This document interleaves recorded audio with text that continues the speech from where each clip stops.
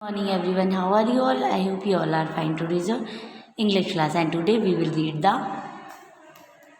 chapter 5, a trip to granny house. What is the meaning of granny? Granny means grandmother, means Nani ji. Monty was very excited. He was going to visit his granny's house. His granny loved him very much and he too loved his granny. Monty बहुत ही ज़्यादा excited था, बहुत ही ज़्यादा प्रसन्न था क्योंकि वो अपनी नानी के घर जा रहा था और उसकी जो नानी थी वो उससे बहुत प्यार करती थी और वह भी उनसे बहुत प्यार करता था. Summer holidays were on and Monty was again there at his granny's house. Summer holidays मतलब गर्मी की छुट्टियाँ चल रही थी और जो ग्रेनी था वो फिर से अपने नानी के घर पर था. His granny like to prepare his favourite dishes. Granny को मोंटी के पसंद की फेवरेट डिशेस बनाना बहुत पसंद था. She made a sauce of green chillies, coriander, tomato and garlic on a flat stone with a stone pestle. Monty like to eat that sauce with khichdi. जो उसकी नानी थी वो सिलबट्टे पर टमाटर, हरी मिर्ची, धनिया और लहसुन को पीसकर उसका एक सॉस बनाया करती थी, मतलब उसकी चटनी बनाया करती थी और मोंटी को वह सॉस खिचड़ी के साथ खाना बहुत पसंद था. In the whole village Monty favourite place was his granny orchard. पूरे गांव में मोंटी की जो फेवरेट प्लेस थी वो थी दादी जी का बगीचा.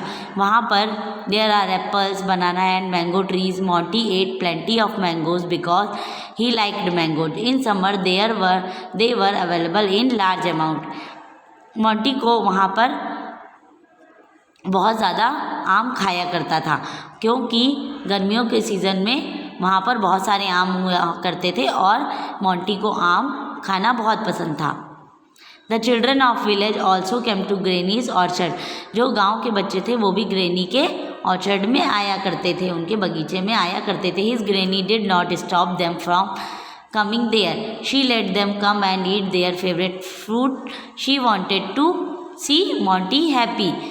उसकी जो नानी थी वो उन्हें उन बच्चों को वहाँ आने से नहीं रोकती थी, वो उन्हें वहाँ पर आने देती थी और उनके मनपसंद फ्रूट उन्हें खाने देती थी क्योंकि वो मोंटी को हैप्पी देखना चाहती थी, खुश देखना चाहती थी.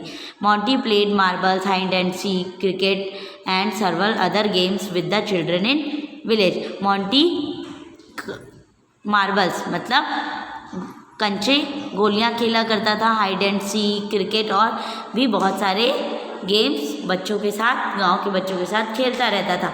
Look at the Monty, she is gloomy today. His father was came to take him home. आज मोंटी को बहुत ही ग्लूमी फील हो रहा है क्योंकि उसके फादर उसे वहाँ पर लेने आ गए हैं. Granny was prepared some laddoos, pickle and crackers for him. Granny ने नानी ने उसके लिए लड्डू, अचार और नाश्ता बनाया है. Monty does not want to go but he has to go. Monty को नहीं जाना चाहता था लेकिन उसे जाना पड़ रहा है. Monty sits in his father cars. He wave his hand to bid his granny goodbye. Granny also wave her hand.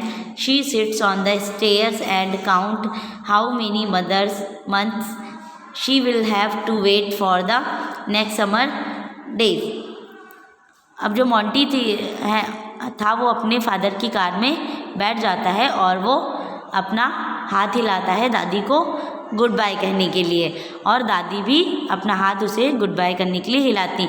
वो सीढ़ियों पर बैठ जाती हैं और फिर वो सोचती हैं कि आखिर मुझे कितने महीने और इंतज़ार करने पड़ेंगे नेक्स्ट हॉलीडेज़ के लिए.